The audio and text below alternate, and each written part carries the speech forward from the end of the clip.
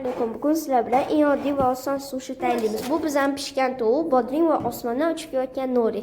Bu bo'lsa men pishirib olgan guruch. Idishga norini qo'yamiz. Ustidan sekin guruchni taxlab chiqamiz va uni yaxshilab ezib, sal uzoqroqqa tarqatib olamiz. Ustiga bir tomchigina mayonez qo'shamiz.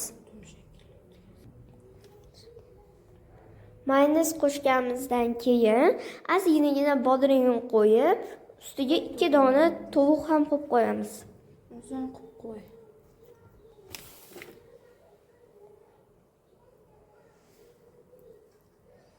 Hamma narsasini qo'yib bo'lganimizdan keyin buni o'rab chiqamiz.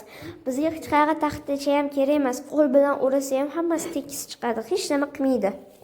Qo'l bilan o'rab bo'lganimizdan keyin kesib, listga joylab chiqamiz. Joylab bo'lganimizdan keyin ustiga sirni shapochkasini tayyorlab, uni qilib chiqaramiz. Qo'lda qilsa ham bo'ladi, meshочка shart emas. Baribir hammasi zo'r chiqadi. Duxovkada pishirayapmizdan keyin bu shunaqa chiroyli bo'lib chiqadi. Uni ukamiz yeb ko'radi. U ham menga to'kib yeyveradi. Mana. Bamba.